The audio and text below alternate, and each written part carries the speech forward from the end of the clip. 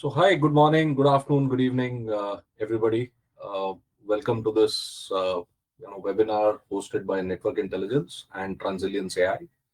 I'm Amit Dhawan. I'm CEO for India and APAC. We are from Network Intelligence, and we are an India-based company. We are about 24 years old, one of the oldest in this field of cybersecurity. We operate out of India, we operate out of Middle East, and we operate out of US. And we have, as always, been working on the cutting edge of technology. We were one of the pioneers in the cybersecurity space when we started 24 years back, and we are continuing in the same breath. And we are already pioneering in the use of AI and agentic AI. When its use in cybersecurity is, looking at that perspective. So I have our group CEO and founder KK Mukhi here, and the CTO Venkat. So I'll just request both of you to introduce yourself before we kick off this session. And thank you so much for being here, and thank you audience for being with us to take you through all this fantastic piece that we have. Yeah, I'll go next. So KK here. I founded Network Intelligence 2001, and since last year, right now we're a 500 plus people company,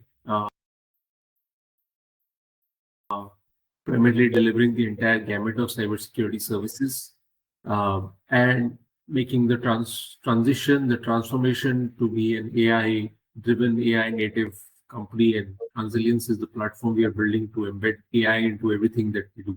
And hopefully today we'll showcase you some glimpses of how we're using AI across our various teams. You Venkat. Hey, Venkat, I'm the founder of Transilience along with KK. We founded the company, I think about 9 months back, almost a year back now. I've been in cybersecurity for a long time, for about 20 years or so, both on the operations side, looking at as a CISO, as a SOC operator, and so on and so forth on the operations side. I've been also on the product building side, trying to build products that security people can use. So it gives me a different perspective of being on both sides of the coin with respect to what are the products that security people would want to use, and also on how to build them more effectively so that they're more useful. So that's the background. But Transilience, we are mostly focused on how do we help security engineers day-to-day life with respect to, all of us want to make our lives enjoyable from a day-to-day work perspective. And security, rarely you speak to security engineers where they say, oh, I love my job and it's delightful to I look forward every day. So hopefully with agents, we can take some grunt work out of whatever security engineers don't like in their job, so that they can feel that their life serve more purpose beyond looking at screens and so on and so forth. So that's been the mission for the company. Great, thank you, KK and Venkat. And I think all three of us have had a background in cybersecurity, and we've spent many years. And I think Venkat, as you mentioned, we are looking at AI to help ourselves do our jobs better. And that is what the topic of today's webinar is, 90% faster security. AI agents eating alert fatigue for breakfast, and a very, very apt topic. Let us kick off with trying to make it simple for our audience and trying to understand, the deep technology gamut of agentic AI, into putting it into very simple terms. What does agentic AI mean to a layman, and what are the basic things involved, and how do you see it under the hood as to how it works? And Venkat, how do you see its potential in solving the problems that, as you mentioned, the cybersecurity people face? So the word agents have been evolving, and it's almost everybody who I speak to in the agent world, the usual AI world. What is an agent? What does it mean to be an agent? You get different answers, and there is different terms like agentic AI, which is a little bit different. Just like in the original, where what is an LLM, what is generative AI, what is AGI, and so forth. In general terms, let me maybe share, because I was looking at I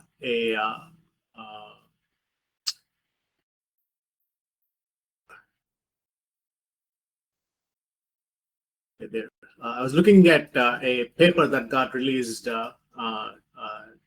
last week, where they talked about differences between AI agents and agentic AI, and essentially, if you look at the LLM as a brain that has generic knowledge about internet, all the contents on the internet, and it can reason on the contents. That's what an LLM is. It has brain, and it can reason on it. The AI agents are using the brain along with some tools. A tool is essentially a script which can call an API and get data. Imagine a tool as, hey, let me go and get some events from your SIEM. That's a tool. Go and look at a user-specific configuration. That's a tool. The agent is for lack of a better term, a programmatic way to use the LLM's brain and reasoning using tools and using prompts. Prompts are essentially how you describe your task to the LLM. That's what an AI agent is. And the term agentic AI is a little bit different, where you have a whole system of multiple agents, and all of these agents have an objective to achieve, and they're trying to work with each other to get to their objective. They all have a long-term knowledge and a short-term knowledge base for them to look at. They all communicate with each other, and so on and so forth. If you look at a security team from a security team perspective, imagine the agents being a part of a security, just like a security team would get organized. There are multiple people with multiple skill sets, and you can imagine an agent for each of those tasks. And in agentic AI, if this is an agent with LLMs and tools and objectives and API calls, an agentic AI is the agents organizing themselves in such a way to achieve an objective of the entire security team, or for a given task. For example, incident response. What's the object of incident response, and how do you orchestrate the use case of get multiple agents talking to each other to achieve the incident response? Could be quote unquote agentic AI. So that's the kind of overall base around what LLMs are, what tools are, what agents are, and what agentic AI is. Thanks, Venkat. This is interesting, and I think in simple terms, if I can understand that, is that you're using AI or LLMs as the brain for reasoning and sending out agents all over the place to do the job. In a SOC, how does how do you think that when you mentioned about the vulnerability piece as well? So how do you think that the CVs or the reasoning on the vulnerabilities that we have in an organization, how does agentic AI help us in solving the mess that the CV is produced to bring to us, and how do I prioritize that work?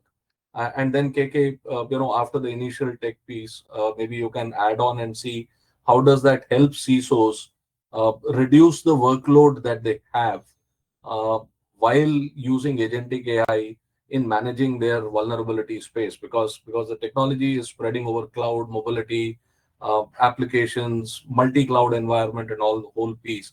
So Venkat, if you can put some light initially on the on the management of CVs and prioritization. And KK, after that, if you can take us through how does the whole piece helps the CISOs and the security operations teams on that. Yeah, if you look at vulnerabilities, to go back to our initial conversation around there is work that we all as security people would like to and enjoy to do, and there is work that we don't want to do. If there is a vulnerability, or for example, a Log4j or SSH vulnerability, etc.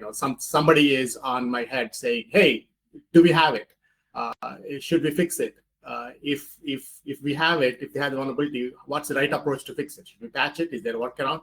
So that is when the kind of non-enjoyable work kind of kicks off, saying, go to all your assets and get all your vulnerabilities and grep through them and find the vulnerability, find if they have one. And if I find the vulnerability, go and look at the assets to see whether they are public facing or not, whether somebody is accessing them or not.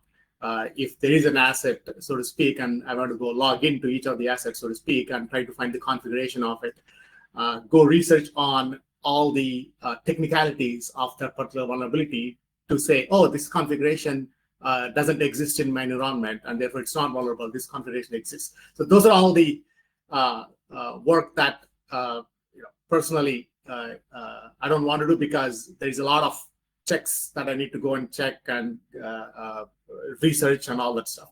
And once I have that information, I need to analyze that information and then try to figure out what is the best way to approach the problem based on my organization settings.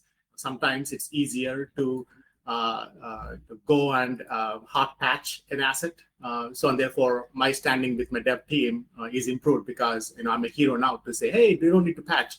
You don't need to go upgrade your system. Just need to go patch, and I get a brownie point because I saved the organization. That is where I think security people should use the brains that LLM cannot do with respect to once I have all the content, how do I make my decision with respect to what to do, and how do I explain my value to my organization with respect to reducing most amount of risk using a little amount of energy from the organization. From an agent perspective, if I can have somebody, let's say my intern or junior, who can go do all the research, get all the content, can look at all types of blog posts out there and see the configuration. If there is an intern on the infrastructure side, which can go get me all the configurations and match them up and see, whether we are vulnerable or not, whether the impact is going to be, is it a business critical impact or not, is it public facing or not. If somebody can, if a team of people can go get me all the answers, then I can go take a look at all the data and all the analysis, and now I can make my decision with respect to this is how we need to communicate, this is the path, and this is the action, this is how we need to communicate. So the agents, if they can do all the work, that's what agents are good at doing a lot of research, collecting a lot of content, understand that content, understand that context, and giving me all the options, so to speak, and then now I can go make that decision and inform the organization. That's where a set of agents can help a human to be very effective in their work. KK, can you take on from here and see how does it make life good for CISOs? Yeah, let me share my screen. This is a new software we're using. Okay.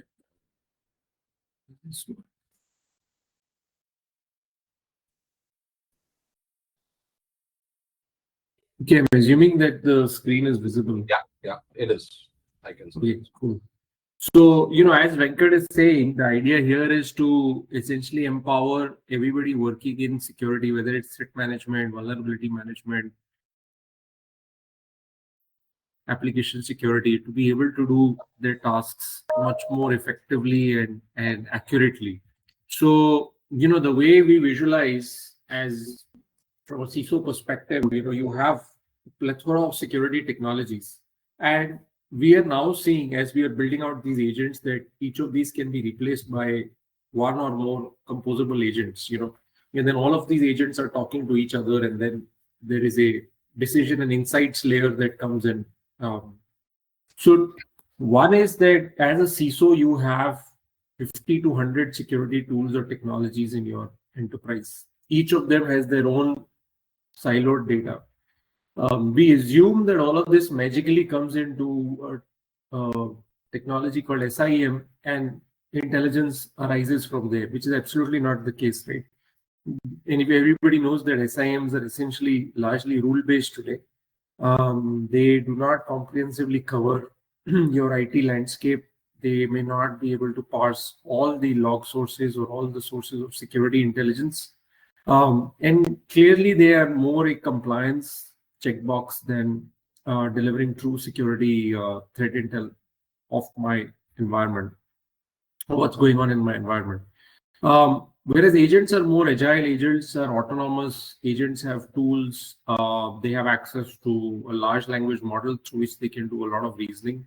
And I'll show you an example. We can train the agents to go and extract a lot more context that sometimes a human being may or may not do, including looking at more information about a given alert, but also going deeper into how often has this alert occurred in the past? How often has this IP alerted to security issues in the past? What have those alerts been? Seeing all of those alerts in context, what does this alert mean in light of all of that? So this is what agents are able to do. I mean, SOAR playbooks you can write endlessly, but they'll never get you to that level. In fact, we are looking at, Amit, we are looking at replacing our own SOAR with agents today. And that's our main project at hand. And we believe we can easily do that. So you don't need 300, 400 runbooks documented. The other aspect to think about also is that what it does to our teams. So in my view, a lot of the layers that we have in security today and different roles that we have, these will actually get flattened to a very large extent, is my perception. And I see a layer of agents doing most of the grunt work. I see another layer of operators working with agents, looking at their output on a day-to-day basis, making sure everything is well-oiled and accurately and efficiently running. And then straight off, we have subject matter experts who work closely with the agent development team. And in fact, I imagine that many of these SMEs will become agent developers. That's what we are pushing our own teams to become. We are saying that, don't, in fact, many people who come to me for career advice, I'm saying, don't give the CISSP and the CISM and all of these, it's not at this stage relevant. What you should learn is how to build agents. So imagine that you've gone for an interview and, you say that you're a SOC analyst or you're a GRC consultant or a PCI auditor or a pen tester. Then you say, and I also build my own agents. I mean, that just shoots you right into the 0.001% of security folks out there. So I think building agents, whether you do it using SDKs or you do it using no-code platforms, I think it's a key skill that we will all have to acquire. So I see that layer, and then I see the CISO. So I see the layers also flattening. So I think these are key elements from a CISO's perspective to keep in mind that one, a lot of the security tools get replaced by agents, which can go and do specific tasks, talk to each other. There's orchestration and all of that beautiful stuff that Venkat was speaking about, and also the hierarchies get flattened. So so we need to promote our people to either be people who the fresher layer, the intake of the new joiners would be more AI agent operators, and everybody else should be pushed to an SME and agent development capability level. So that's interesting. Okay, in fact, I was worried, whether we need to continue in this profession or we need to change. With the jobs being taken by the agents, will we be still relevant? But in the latter part, you covered that yes, it is important to grow and learn with the new technology rather than running away from it. And I think if I create a parlance with Excel coming in about 20 years back, people had similar thing about accountants as such. So I think the IT is taking this pretty well. KK, I'll continue with you. And we've seen with AI, EU coming up with their own regulations. Singapore had one which came in earlier, a couple of years back. There is a lot of chatter between compliance and assurance. Compliance is driving a lot of work. The GDPR and PIPEDA in Canada and similar structure outside is driving all these things. So how do you see assurance versus compliance helping organizations? And the responsible AI element of it, in which we talk about explainability and we talk about transparency of the models. How does this whole scheme fit into agentic AI? Because what I understand is agents are running all over the place. How do we fit the responsible AI gamut and align with the assurance as well as compliance? So I don't have specific answers to that point, but I think it's a very, very important point for everybody to kind of understand. So as we are kind of dragging, running, leaping into the agentic era, imagine a future not too far away from now, not too distant from now, where we have hundreds, maybe thousands of agents running inside an enterprise. We have third parties bringing in their own agents. We have, as I am imagining, a future where employees are creating their own agents. And right now we do not have the secure orchestration layers in place as we speak. Venkat will talk to us about MCP in a bit, but we don't have great security protocols embedded in MCP. I assume those will come. We do not also have effective tools to discover agents, discover LLM usage. Imagine you're uploading to a SaaS tool, you're interfacing with a SaaS tool, which is 99% likely to be speaking to an LLM at the other end. So how are you managing your data sovereignty and data control in those scenarios? So it's a very complex problem. It's not as trivial as maybe, I think compared to agentic security, cloud security seems easier in current state in a way. Agentic is going to be extremely complex to solve. Right now, if you see the announcements from Anthropic and Meta and Google, it's more about creating more features and creating more capability. I think security will come up. Palo Alto, for example, just acquired Protect AI, to speak to your assurance point, which clearly indicates the demand in the market for solutions that will help discover, inventory, test, and secure agentic work and agentic output. But at this point, the big players, whether it's Palo Alto or CrowdStrike, they're building that technology from an assurance perspective. Compliance has so far not, as far as I know, not really addressed agentic as such, though it's still largely LLM-based technology. But most of the compliances, whether it's EU or let's talk about explainability and model drift and hallucination and preventing bias in models and things like that, which are still kind of unsolved problems. So I don't know what the specific answers are, but I can tell you that it is a complex problem. Venkat, I'll just take this to you and just add more complexity to the problem. The second, what I want to ask you is that a lot of people have their own legacy SIMs and their own legacy tools, and as KK mentioned, every tool that we have is AI built into them. It is only when they come together we do not have any place where AI or agentic AI can help us or help the CISOs in between.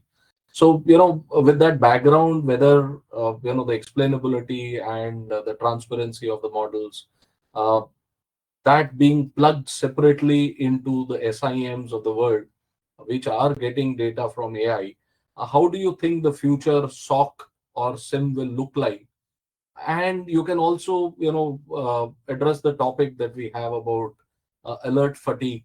How does this all AI piece help us integrate into the SIM from AI-driven tools to agentic AI-driven SOC, and how does it help the alert fatigue? Yeah, I think the world of security logging and store is going to be in a different place in a year from now. If you look at the traditional SaaS model, I'll pick up Salesforce because they're the original SaaS. The way that the SaaS model works is that you collect a lot of data, you store it in your database. For example, with Salesforce, it's all your sales calls. And then you have business logic on top. Business logic is basically database joins, if show me just this account, or when did this last call take place, and then you have a UI on top, and then you have reports. That's what the SaaS is. In traditional security sense, you store all your security logs in a store, which is the SIEM traditionally, and you have multiple business logic things, whether it's correlation stuff with SOAR, whether it's reporting on dashboards, whether it's rule writing, that's the UI on top.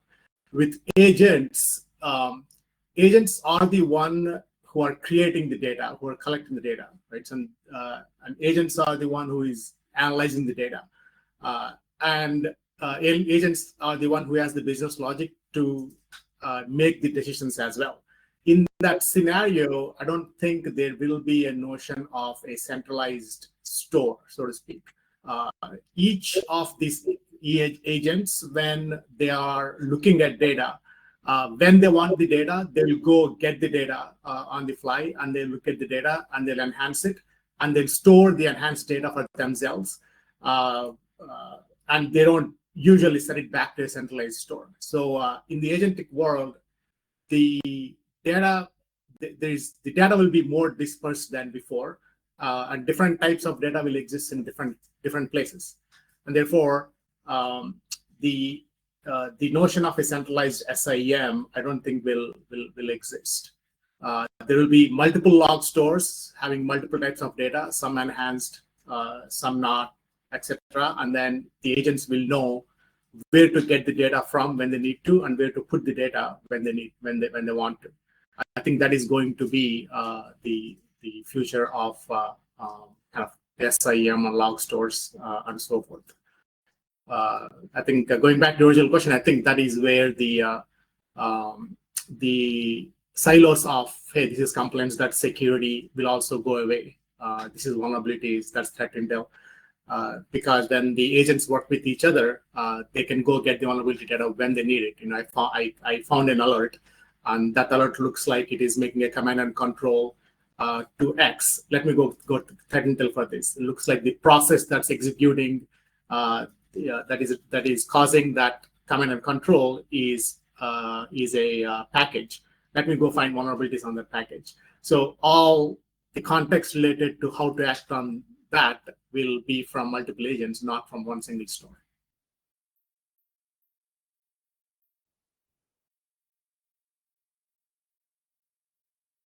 Let's see. Venkat, you're presenting something?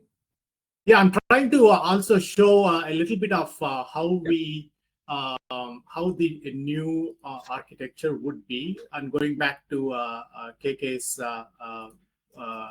vision about how the organization would look like, right? So, and imagine that there is a set of agents. When I showed the set of agents working together, if you can imagine that there is an agentic AI system. And if you see this agentic AI system here, the Transilience, there will be multiple log stores at multiple places, and the agents will be reading them into them and then writing into their own stores. When there is a thing to act, whether we call it incident and alert, etc., the agents will go look at multiple log stores, get everything that they need to multiple times, and they will look at the history of what happened, the history of the organization, the user, etc. And they will the agentic AI output will be their decision on what to do with a particular incident and how to, what are the possible consequences. And I'll show you a few examples of those. The packaged data of all the agentic work will be given to a SME. They will interface with the end CISO, so to speak, on how to, what to do with a particular, I'm calling it incident, but a particular incident that could be related to a few $1,000s and multiple million events. But the SME will take the output of all the analysis done by agents, and they will be able to recommend upon what to do to each of the stakeholders. The rest of it, let me go create a ticket for the auditing, let me go close the ticket, let me ping the user with regards to, hey, did you do that activity or not, and close the ticket. That's all done by the agents, and there's no action, so to speak, that a human needs to take on the usual, what we call SOC activity today. That will be, I think, all will be done by agents. And the human will just analyze the output of this and will recommend the next course of action. So I think if the reasoning work is also being done by LLMs, are we looking at all agents just all people, just trying to babysit a black box hosting all these agents? So I think it's going to be an interesting piece if we go ahead. So what I understand probably is that the triaging and the actionable actual outputs are also coming in from this. So how would KK, how do you think the budgets are going to turn up for CISOs going forward, and what is the technology that they should be investing in? As a youngster, yes, we can tell people to learn about how to make agents, but in an enterprise organization, how would the budgets get distributed? Do you think CISOs would have to invest more time in R&D than in operations, because that is the least amount of time they're doing right now? So budgets, CISOs, management, R&D, how does the organization reshape? Amit, I'll come to that question. I wanted to just add a little bit to what Venkat was saying. So let me again share my screen and show you what we are seeing on the ground in terms of agentic output. So, as I was saying about this org structure, and so far we built all of these agents, right? We have agents that do compliance, we have vulnerability prioritization apps, we have alert enrichment, we're building a red teaming agent, etc. So here's an example of what this looks like on the ground. So you can see, for example, here, this is a typical alert received by our SOC. It's from an AWS environment of the customer. It says AWS Guard Duty Alert for DGA domain request, direct dynamically generated algorithm domains. So add this like 3 million requests. Yeah, 3 million requests out there. So this typically would result like in a P1 or a P2 security alert, right? We would create a ticket and say, oh, in fact, the alert categorization is there in the naming of the offense itself, P2. And you would have created a high priority ticket and said, go look for this. And the IT team would have done an investigation and figured out, okay, who owns this instance? Why is it triggering this outbound connection? 3 million, maybe do some forensics or whatever. But what we then do is now at the first level, we give this output to an LLM. We say, okay, if this is the information that you have at hand, what's the analysis that you would do as an expert? This is pure prompt engineering. This is not, there's no agentic involvement here. And of course, I've sanitized all these IPs. So what it then says at the bottom, if you see, it says this is still a high severity incident.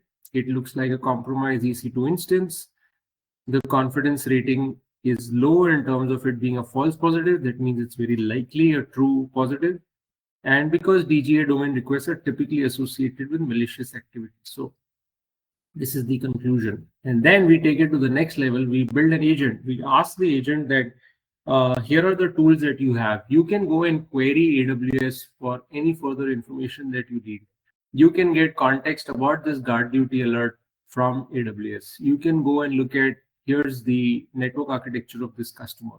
Here is the asset list of this customer. Here is threat intel tool, threat intel database and feed that you have access to, whether it's Hive or any other threat database that you have. Here's a tip that you can go and query. Here's VirusTotal that you can go and query. So you give it access to all of these tools, and then the conclusion that it comes to after looking at all of this context and additional information and doing analysis and reasoning, it says, hang on, I notice a tag called Simulate, and this information is significant. Simulate is a BaaS platform, and it's possible that these, let me just, the presence of the Simulate tag is significant. Simulate is a BaaS platform. It's possible that these DGA requests are part of a planned Simulate test. However, it's crucial to verify this before dismissing the alert. This, I think, goes to the core of the problem in the SOC. Like when we look at, we've been studying thousands and thousands of alerts historically that we have, and looking at how many of those represent true security information. I wouldn't even say security incident, but security related information versus how much of that is operational noise. User added, user removed, login failed, login succeeded, multiple outbound access to blacklisted IPs, multiple sweeps from blacklisted IPs. 90% of the SOC noise is this, maybe even more. If this output you see on the screen, if an analyst gave this output to me, I would be super duper impressed, because for them to know at an L1 level that there is Simulate, it's a BaaS, and for them to take that call that, hey, you guys need to check if this was part of a planned test, is something that is pretty impressive. And for that, they'd have to do quite a bit of digging around, which, given that it's a P2 alert and they have to meet an SLA, they would have failed the SLA, but they would have done a more accurate assessment over here. In the old way of handling this alert, imagine what happens, Amit. This goes to the IT team, the infrastructure team, the cloud infra team, who then say, hey, hang on, this instance seems to belong back to the security team, because it does. Actually, the owner of this asset name is the security team member name. We didn't pull in that, otherwise that would have added even more context. They would have gone to that particular individual and said, hey, we saw this alert, which your security team has told us, your SOC team has told us, sorry. And it would turn out that this guy is part of the red team, the pen testing team of the organization. So here's the same security function. The red team is running a test. The SOC is noticing something, and they're creating noise for the infra guys, and this is what happens most of the time. So this is just the power of agents, and this is kind of a glimpse only at this stage, right? What we are building is that every offense on SIM, as long as it lives in the enterprise, every offense of the SIM will go through this deep automated analysis using agents. And as Venkat said, the power and beauty of agents is we are not hard coding the steps. We're not saying, if you see this, go do that, which is so. We are saying, you are a security expert. Here's your brain, the LLM. Here's a bunch of tools that you have. Here's reasoning that you have. Here's memory that you have. Go do something awesome. And it is able to do that for every alert at scale. And we are able to completely reimagine what the SOC would look like. So Venkat and I were brainstorming that the only real output from the SOC should be where the CISO needs to be woken up at night and said, hey, there's something going on. You need to take a look at this. For pretty much everything else, it should just be kind of auto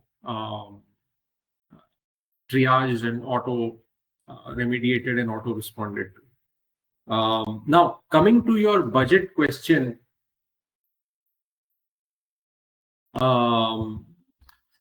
I think almost all CISOs are exploring AI usage in their environment. All vendors are already bringing in agentic AI as part of their offering, whether it's the big boys or it's MDR providers like us or Red Canary that just got acquired. And then there are other providers like Air MDR, etc. So I think agentic will become like non-negotiable. I don't think that CISOs should invest in probably in R&D. I don't think that that's a good spend of resources. Also because they should spend with us. They should buy our tech. But on a more serious note, I think when we arrive at this kind of an answer, as I just showed you, it took us a lot of iterations. It took us a lot of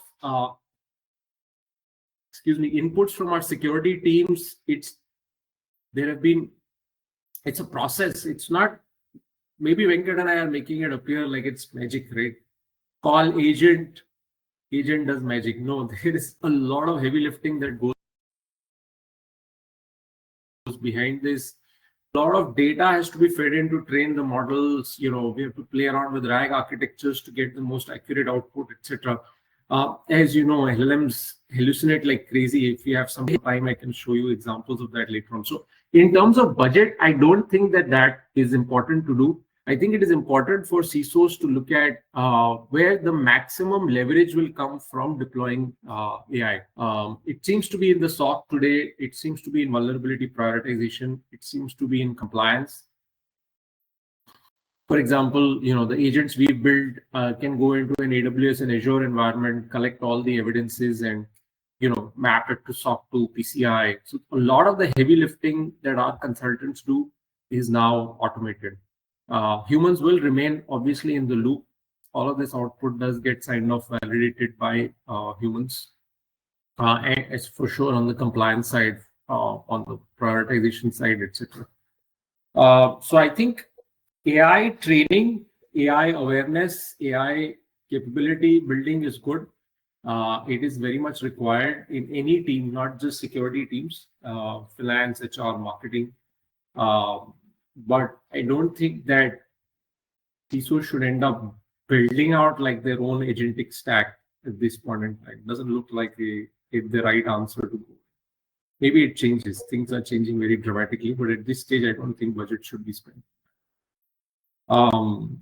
Budget should be spent more on architecting this agentic layer when it comes, when you have Palo Alto, they bring in something, CrowdStrike brings in something, QRadar brings in something, then how do all of these agents now effectively operate? Otherwise, you end up with silos once again. So I think that's going to be the challenge. Thanks a lot, KK. So I'll just take on some questions which people have put into the chat into the box, and I'll just align it with what you just mentioned. We are looking at context-driven activities and work, and we have agents from multiple tools talking to each other. How do we regularly fine-tune the activity of the agents? And I'm very sure, like we tune a lot of our own tools, we improve upon the policies, we look at the outcome, and we keep changing it. How do we fine tune the working of the agents? KK, Venkat, anyone of you can take this on. Yeah, I can take that, and along with a bit of demo and show and tell, that would help. When the agents are collecting the data and making decisions, they are looking at the data more carefully, and that data becomes part of their knowledge. So, for example, not just agents, when I want to go and say, what is the best practice of doing something, then I can go ask my particular knowledge base and say, give me the best practice of how to deal with this alert, and then go from there.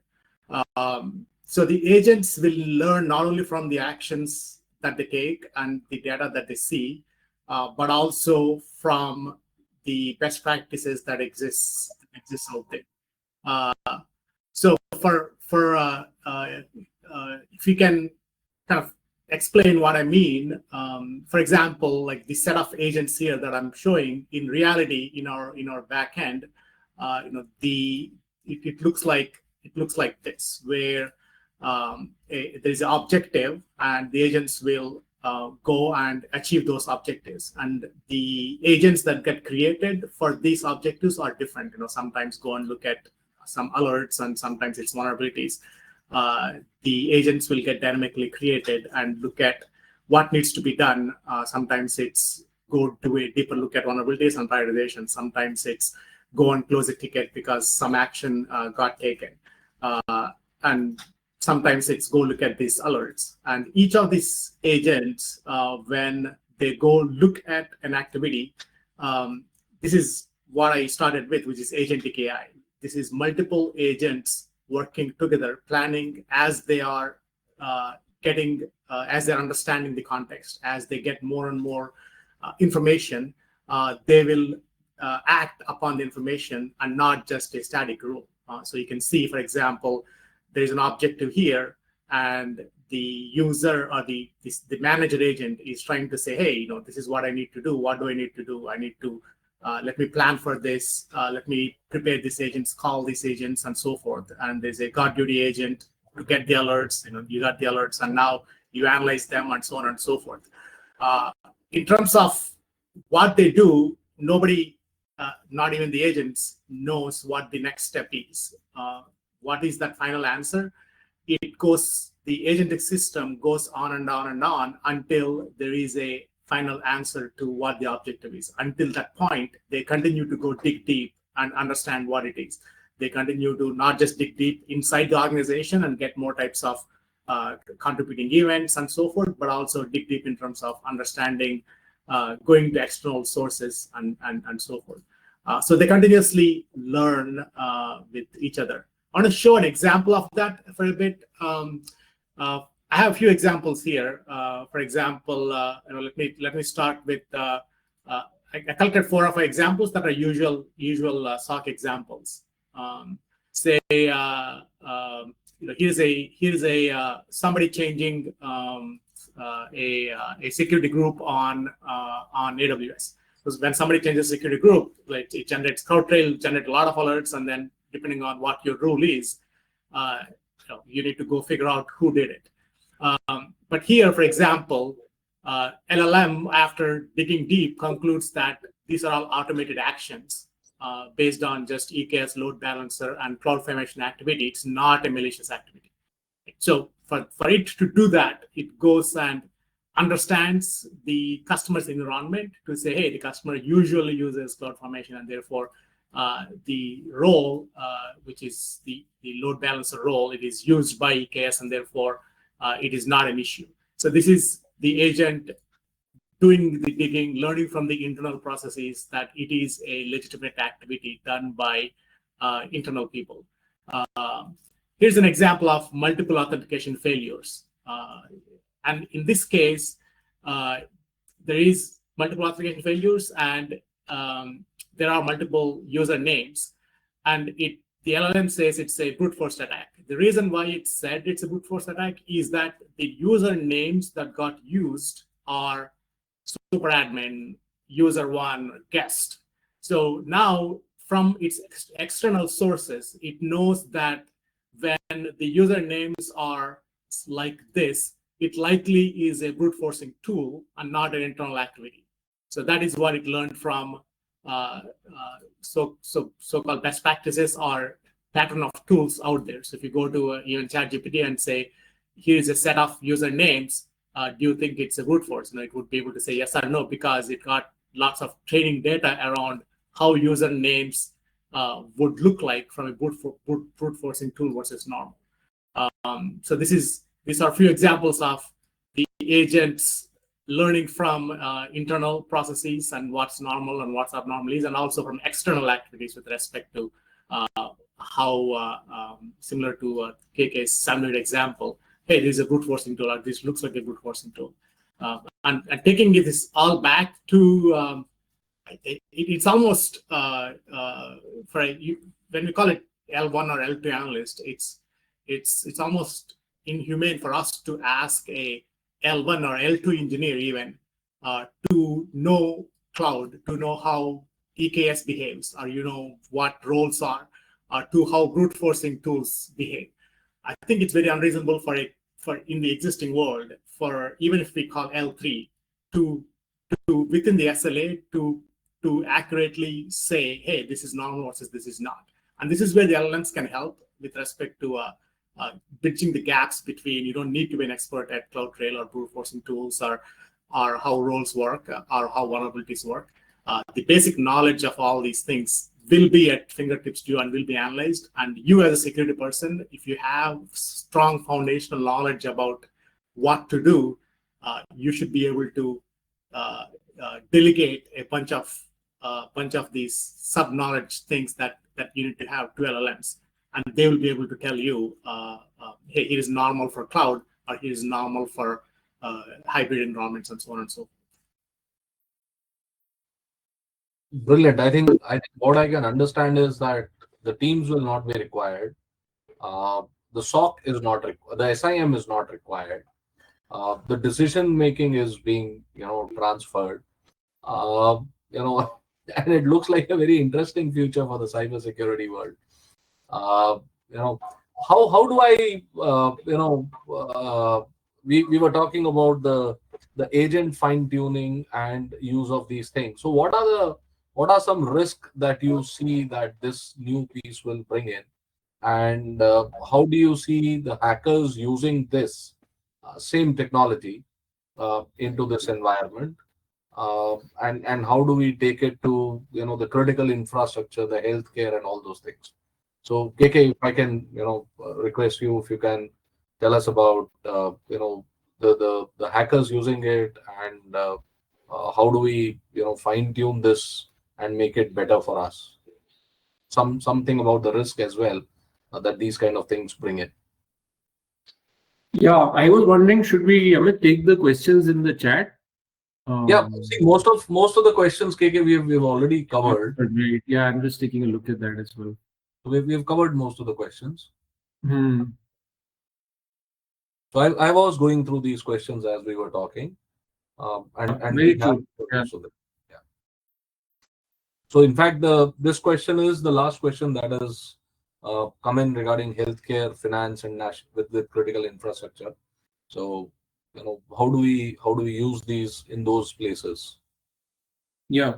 We are already using these in regulated industries, and there is a lot of guardrails that we have in place to protect customer data, to sanitize it, to make sure that the models don't use it to train themselves. So all those guardrails we have in place. There's an interesting question about MCP. I don't think we covered that in That is today's just session. coming. That is just coming as we were talking. Yeah, right.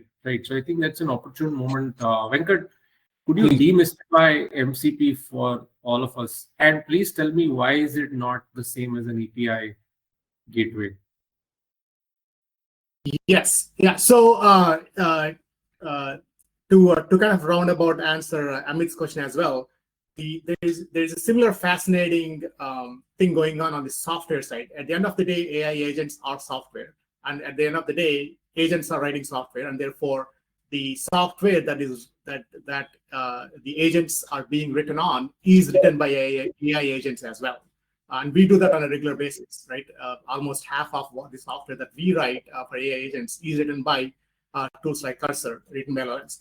And what it means is that since AI agents are being written by AI agents, the notion of security of AI agents will be even more than before. The amount of software that is getting written is getting 100x, and people on the review side, security review side, the more and more what I see is software PRs, software push requests are being analyzed by AI agents. So there's less and less human involvement, and that would definitely, in the medium term at least, bring up the vulnerabilities that get introduced by the AI agentic software, whether those vulnerabilities are on the LLM side with prompt injection and so forth, or on the agent side with respect to the agents. The software is not written well enough. The tests of the software that AI agents use are not written well enough, that they'll break and do bad things for sure. So I think definitely there needs to be a human element involved with respect to using and monitoring the AI agents' inputs and outputs, maybe a guardrail layer before you take actions, complete actions on the AI agents. And therefore, the MCPs bring in multiple, the layer of risks because of the MCPs will be even more, because you rely on third-party MCP servers to get your tasks done, and therefore you are completely reliant on a black box outside of your organization, if you will, to make decisions. So to put it in some sense, let's say you want to use, you want to send an email. An agent needs to send an email. Let's say there is an email sending agent. Instead of you writing your own email sending agent, you'll use the MCP server that's provided by a third-party provider, and you call that MCP. And the prompts that are used is controlled by the third-party MCP.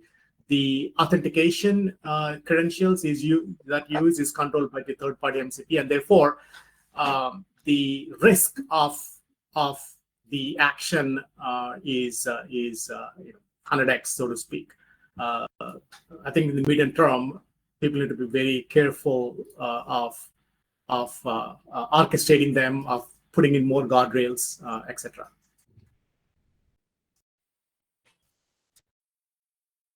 Brilliant. Can you dive a little more deeper into the under the hood working of an MCP and how does that whole thing work, and how would you actually plug it into an environment? Yeah, so MCP is basically there's a client and server model where and there's work going on with respect to discovery of MCP servers out there. So if you have, for example, let's say Git, if I want to do a task on a Git, Git has API. You can say, give me users, give me PRs, give me roles, and you can with each of the individual API calls, you can orchestrate your work through it.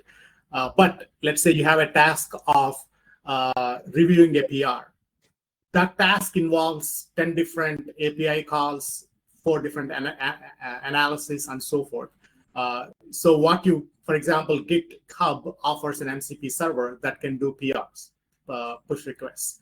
What you do is you go to your favorite MCP client. Right now, there are a few MCP clients like Cursor and Cloud Desktop and so forth. You add an MCP server to do PR reviews, which is GitHub, and say, hey, here's my code. Go do a review. And then everything that is needed to do that activity is taken care of by the other side of the MCP. Whether it's I need to make 5 different API calls, it requires these kinds of prompts, it requires me to go through this data. This is the objective of a good, whatever a good review means. All that is taken care of from the MCP side. So it's a way 4 or 5 layers above API calls, which involves prompts, which involves data access and analysis, and using LLMs and so forth. Thanks a lot, Venkat. Thanks a lot, KK. I think it has been a fantastic 1 hour of conversation. I think with the interest coming into the chat and the topic that we are, I think we can talk for a couple of more hours, but we are restricted by time. Thank you so much. I think what I'm going back is looking at things becoming a little more tricky, complex. And thank you, audience. In one or two words, KK, and Venkat, where do you think the cybersecurity space is moving? When you look at agentic AI coming in, just one quick word. We left with about 30 seconds. So, where do you see it as heading? Yeah, I don't think CISOs will be buying tools and products and services. They'll be buying outcomes, and there'll be more transparency with regards to even vendors, where now it's all snake and oil. I think there'll be more outcome-based. Who is the best vulnerability prioritization, and I'll go buy that MCP, as opposed to I have a line item for vulnerabilities and I'll just buy these tools. KK, if I can come to you. Yeah, same here. I think the big trend change that I see is the skepticism about AI is reducing dramatically. 6 months back, most CISOs considered it vaporware. Today, everybody is actively looking at agents, so they're anyway coming in backdoor kind of through the large platform companies. So it's going to be an interesting time. It's going to create a lot of challenges, but it's exciting. I have never felt so excited about cybersecurity in 24 years of being in this business than I feel now. So I'm sure many others feel the same way. So, all right. Thank you, KK. Thank you, Venkat, for a lovely time. Thank you so much, Thank Amit. you, It was wonderful. yeah, and thank you, audience, for being here. The recording will be there, and your questions, do reach out to us, and we'll try to answer any more questions that you have. Reach out to us for more demos, etc. Whatever you need, we'll take our time and talk to you guys. And wishing you all a very safe week and many more months ahead. Thank you so much. Have a nice day. Bye bye.